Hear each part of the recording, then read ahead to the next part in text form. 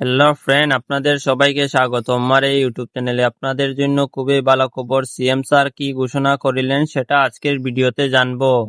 এডিআরই, Assam police আরো নতুন কি পদ মুকলি করা হব। ভিডিওটি শেষ পর্যন্ত অবশ্যই দেখবেন। ভিডিওটি ভালো লাগলে অবশ্যই লাইক, শেয়ার এবং চ্যানেলটি সাবস্ক্রাইব করতে ভুলবেন না। তো চলুন দেরি না করে আজকের ভিডিওটি শুরু করি।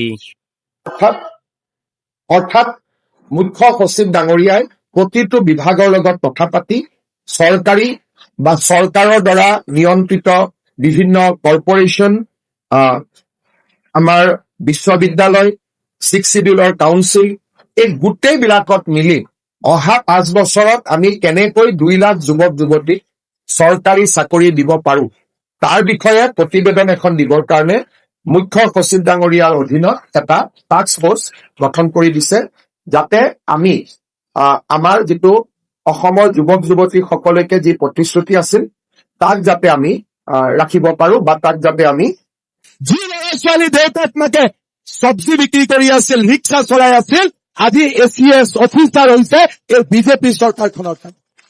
আমাক মৰম নকৰি কাক মৰম কৰিম? কালি যদি কাম নকৰো, কালি যদি 2 লাখ চাকৰি দিম বুলি নিদিওঁ, মহিলাসকলক 25,000 দিম বুলি নিদিওঁ, মোক গালিও পাৰিব। কিন্তু দিলে মৰম কৰিব নে নকৰিব? 10,000ও পালে আৰু 9,000ও পালে।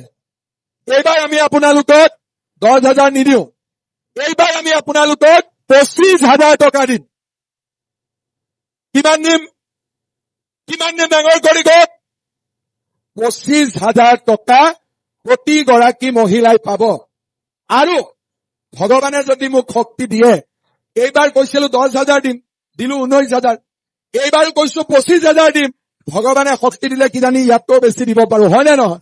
অৰুণোদয় আঁচনি প্ৰত্যেক সমষ্টিতে আমি যদি আৰু 2-3,000 অৰুণোদয় দি দিওঁ, তেতিয়াহ'লে সকলোৱে পাই যাব।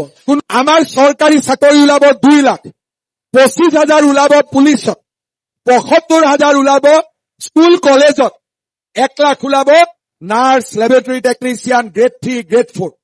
কিন্তু ল'ৰা ছোৱালীয়ে যদি নাৰ্ছ নপঢ়ে, নাৰ্ছৰ চাকৰি ক'ৰ পৰা পাব?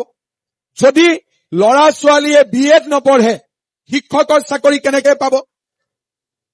দুখীয়া ঘৰৰ দেউতাক মাকে ইমান টকা ফিজ দি ল'ৰা ছোৱালীক পঢ়াব নোৱাৰে। নিযুত মইনা, নিযুত বাবু অকণমান কষ্ট কমিছে, কিন্তু এইবাৰ আমি 1 খোজ আগত যাব খুজিছো। এইবাৰ আমি সিদ্ধান্ত লৈছো যে ল'ৰা ছোৱালীৰ পঢ়ুৱাৰ দায়িত্ব সম্পূৰ্ণৰূপে চৰকাৰে ল'ব। দেউতাক মাকে টকা পইচা খৰচ কৰিব নালাগে। 2 লাখ চাকৰি, মহিলালৈ উদ্যমিতা, ৰেচনত মিঠাতেল, চাহ বাগিচাৰ শ্ৰমিকলৈ মাটি, ঘৰ, বাগিচাৰ মজদুৰি, আমাৰ প্ৰতিখন গাঁৱতে গৃহহীন লোকক ঘৰ, আৰু ল'ৰা ছোৱালীৰ পঢ়ুৱাৰ দায়িত্ব।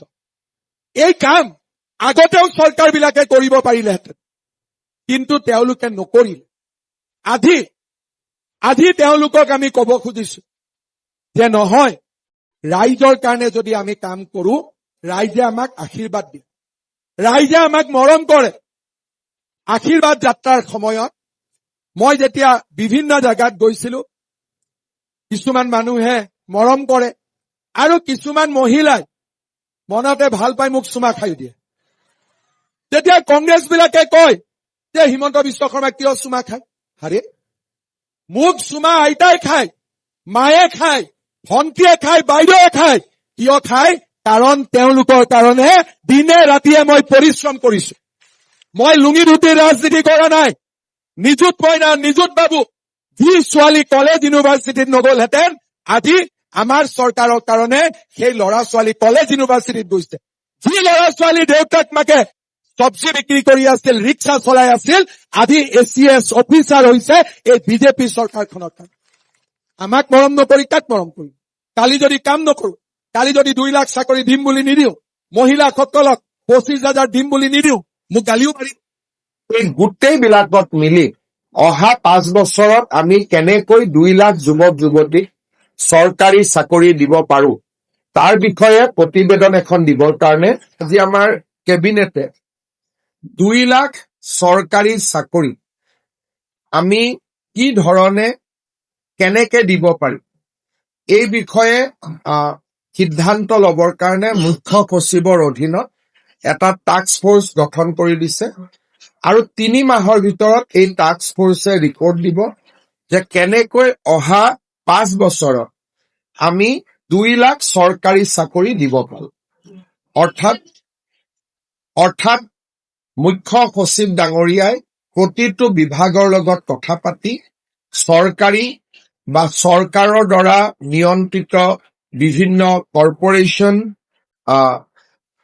আমাৰ বিশ্ববিদ্যালয় 6 শিডিউলৰ কাউন্সিল এই গোটেইবিলাকত মিলি অহা 5 বছৰত আমি কেনেকৈ 2 লাখ যুৱক যুৱতীক চৰকাৰী চাকৰি দিব পাৰো তাৰ বিষয়ে প্ৰতিবেদন এখন দিবৰ কাৰণে মুখ্য সচিব ডাঙৰীয়াৰ অধীনত এটা টাস্ক ফোৰ্স গঠন কৰি দিছে যাতে আমি আমাৰ যিটো অসমৰ যুৱক যুৱতী সকলকে যি প্ৰতিশ্ৰুতি আছিল তাক যাতে আমি ৰাখিব পাৰো বা তাক যাতে আমি পালন কৰিব পাৰো ইউনিফৰ্ম সিভিল কোডৰ খচৰা তাক আজি কেবিনেটে অনুমোদন কৰে আৰু আমাৰ সদস্যসকলে শপত গ্ৰহণ কৰাৰ লগে লগে প্ৰথমখন বিধানসভাৰ অধিৱেশনৰ শেষ দিনা আমি ইউনিফৰ্ম সিভিল কোড সদনত উপস্থাপন কৰিম আজি কেবিনেটে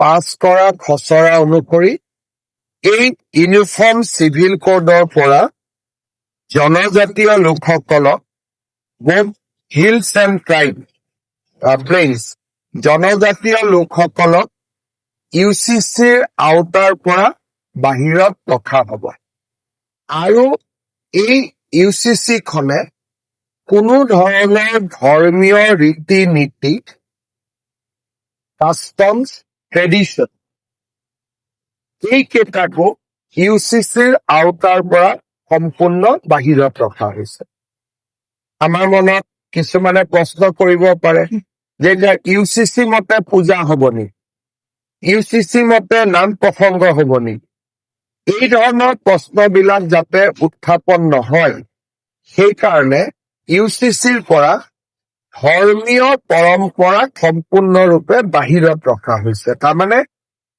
we are practicing religion নামাজ কেনেকে পঢ়িব লাগে তাত কোনো চৰকাৰৰ মতামত নাই ইউচিচিয়ে তাক ডিল নকৰে পূজা কেনেকে কৰিব লাগে সি ইউচিচিৰ ভিতৰত নপৰে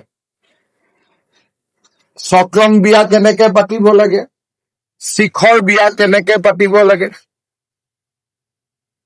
এই কথাবিলাক ইউচিচিত নাহে ইউচিচিত মাত্ৰ 4টা বিষয় আহিব বিয়াৰ বাবে ন্যূনতম বয়স নিৰ্ধাৰণ হ'ব পলিগেমি নাথাকিব সম্পত্তিৰ অধিকাৰৰ ওপৰত থাকিব যে ছোৱালীয়ে সম্পূৰ্ণ অধিকাৰ পাব পাৰিব লিভ ইন ৰিলেশ্যনশ্বিপৰ ওপৰত থাকিব এই ধৰণে ধৰ্মীয় পৰম্পৰাক কোনো ধৰণে হস্তক্ষেপ নকৰাকৈ আন বিষয়সমূহতে ইউচিচি আহিব যেনেকে এটাতকৈ অধিক বিয়া নকৰোৱা সম্পত্তিৰ অধিকাৰ ছোৱালীলৈকে আগবঢ়োৱা আমাৰ মেৰেজত কম্পালসৰী ৰেজিষ্ট্ৰেশ্যন প্ৰয়োজন বা বিবাহ বিচ্ছেদৰ নিয়ম কেনেকুৱা হ'ব গতিকে ইউচিচিত এটা স্পষ্টীকৰণ হিচাপে মই আগবঢ়াইছো যে জনজাতীয় লোকসকলক এই ইউচিচিৰ আওতাৰ সম্পূৰ্ণ বাহিৰত ৰখা হ'ব আৰু ধৰ্মীয় ৰীতি নীতি পৰম্পৰা সি হিন্দুৰে হওক ইছলামৰে হওক খ্ৰীষ্টিয়ানৰে হওক বা কাষ্টমাৰী নীতিয়ে হওক এইবিলাক ইউচিচিৰ ভিতৰত নাহে অৰ্থাৎ আগতে যেনেকে চলি আছিল সেইবিলাক তেনেকেই চলি থাকিব ই ইউচিচিৰ সাবজেক্ট মেটাৰ নহয় ৰিচুৱেলছ কাষ্টম ধৰ্মীয় ৰীতি নীতি ইউচিচিৰ ভিতৰত নপৰে তৃতীয়তে আজি আমাৰ কেবিনেটে 2 লাখ চৰকাৰী চাকৰি আমি কি ধৰণে কেনেকে দিব পাৰি এই বিষয়ে সিদ্ধান্ত লবৰ কাৰণে মুখ্য সচিবৰ অধীনত